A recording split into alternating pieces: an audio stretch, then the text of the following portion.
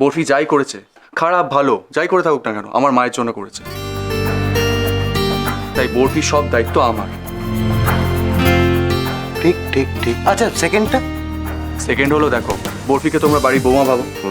বাড়ির বৌমার যদি শরীর খারাপ হয়ে বাড়িতে পড়ে থাকে আর আমরা যদি ডক্টর না দেই, তাহলে লোকে তো আমাদের খারাপ বলবে।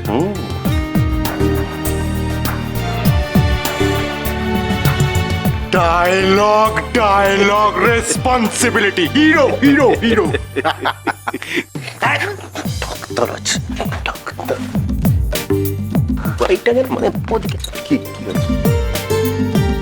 কি হচ্ছে কিছু তো বুঝতেই পারছি না। পাচ্ছিস না? না। আমি একটু একটু বুঝতে পারছি। সেটা হলো বরফি একটা কাজ অলরেডি করে ফেলেছে। টিপুকে তার মায়ের কথা ভাবতে শিখিয়েছে।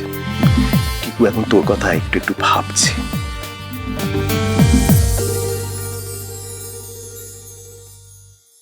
বরফি যাই করেছে, খারাপ ভালো যাই করে থাকুক না কেন, আমার মায়ের জন্য করেছে। তাই বরফি সব দায়িত্ব আমার।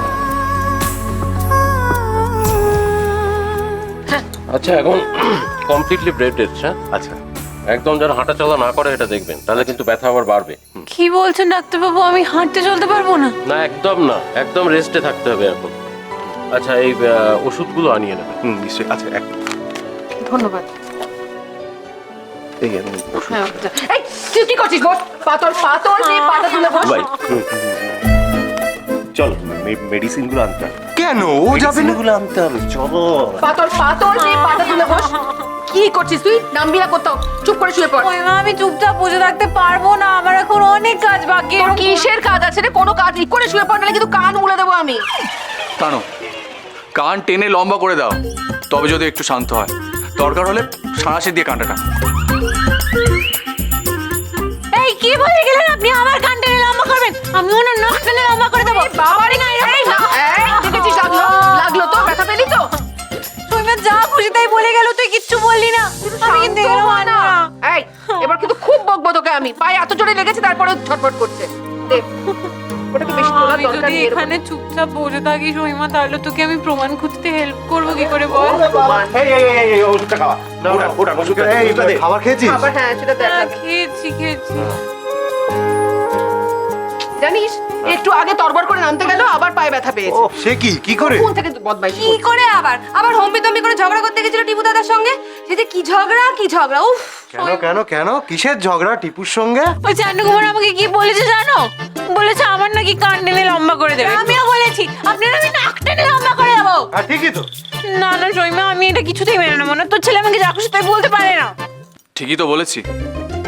তাই নাকি? ঠিক বলেছেন। আমি আপনাকে দেখিয়ে দেবো।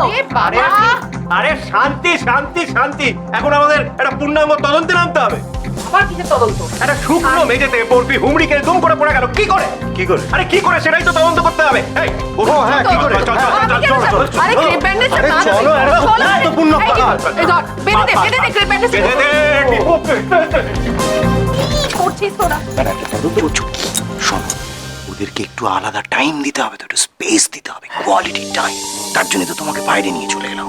ও আমি বুঝতে পারিনি। দেখো দেখো দেখো, বাড়িতে চারিদিকে এখন যা অবস্থা, তাতে শত্রুপক্ষ চারিদিকে কিচকিচ করছে। সেই সময় আমরাই তো ওদের আপন, তাই না? তো আমরাই তো ওদেরকে হেল্প করব, মানে যাকে বলে ওই ওদের প্রেমের ঝাড়ে জল দেব। কি জল?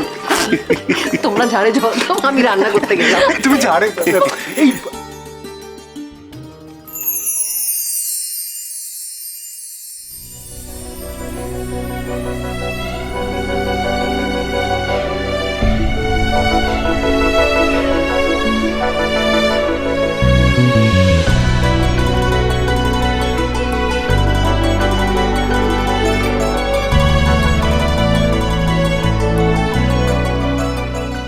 কি পায়ে হাত দিচ্ছেন কেন?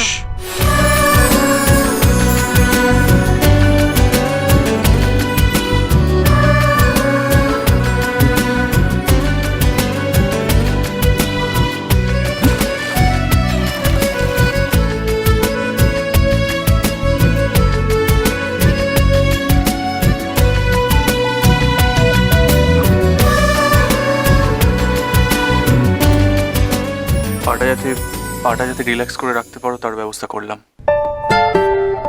দেখেছো তো অন্যায় করলে কি হয়? হাতে নাতে শাস্তি। বলে না, ধর্মের কল বাতাসে নড়ে। কোনো ধর্মের কল বাতাসে নড়ে না। যদি তাই হতো তাহলে আপনার বাবা আর দেবীনা আগে শাস্তি পেত। ওরা তো দিব্যি ঘুরে বেড়াচ্ছে। ভালো লোকেরাই শাস্তি পায় আর খারাপ লোকেরা ড্যাং ড্যাং করে ঘুরে বেড়ায়। আবার এক কথা, ঠিক আছে, তুমি কালকের মধ্যে বাবার অপরাধের প্রমাণ দাও, বাবাও শাস্তি পাবে।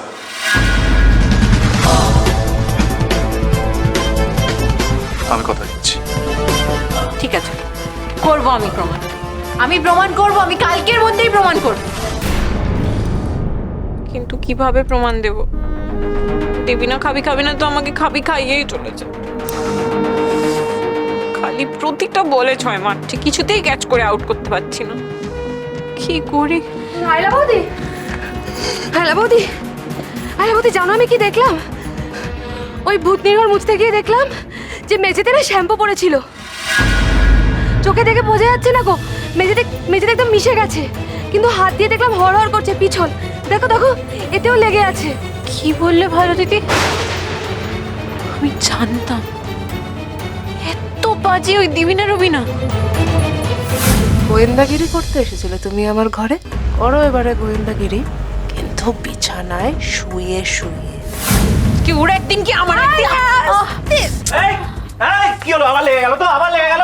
এই একদম খাট থেকে নামবি না, কোথাও যাবি না, কোথাও যাবি না। না না মিডি রসু যে আজকে ওই দিবিনা কেন? না না না না, বাইরে বেরোতে হবে না। বাইরে যা চলছে দেখলে তোর মাথা গরম হবে, লাফালাফি করবি, পায়ে আবার লাগবে।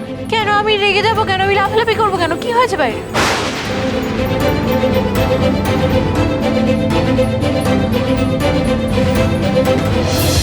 ওয়াও স্যার, আপনি শাড়ি কিনে নিয়ে এসেছেন আমার জন্য? আচ্ছা, এগুলো ধরো, এগুলো ঘরে নিয়ে রেখে এসো।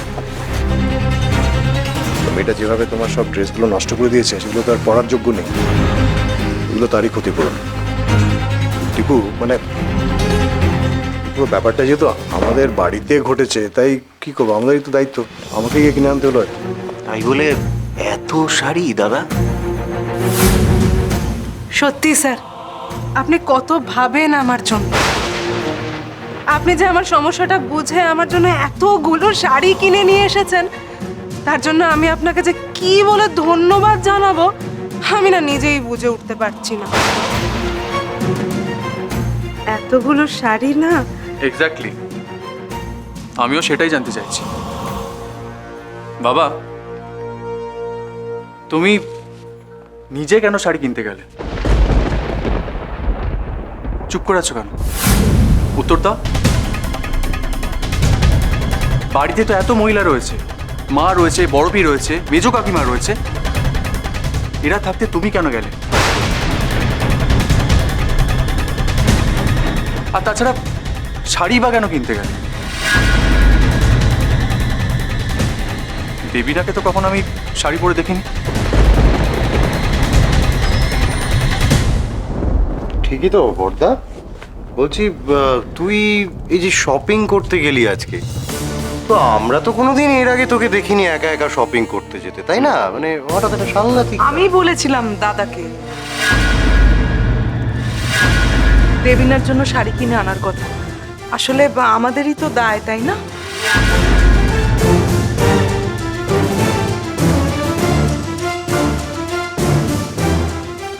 আসলে কি, ও যে ধরনের ড্রেস পরে সেগুলোতে মাপ ফিটিং এর একটা ব্যাপার থাকে, তো শাড়িতে সেটা দরকার পড়ে না, তাই শাড়ি। তাই কি?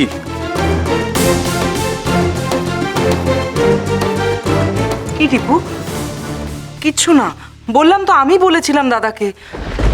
আপনি হঠাৎ করে বিকশরজিকে কেন বললেন ওর জন্য শাড়ি কেনার কথা? আপনি নিজে তো যেতে পারতেন দেবিনা রবিনার জন্য শাড়ি কিনতে।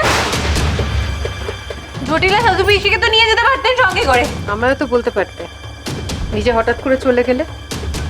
আমায় ছাড়া কোনোদিনও শাড়ি কিনতে গেছো বলে তোমার মনে পড়ে না? আচ্ছা আমার কথা ছাড়ো, মার জন্যও তো নিজের হাতে করে কখনো কোনো শাড়ি কিনে নিয়ে আসোনি তুমি?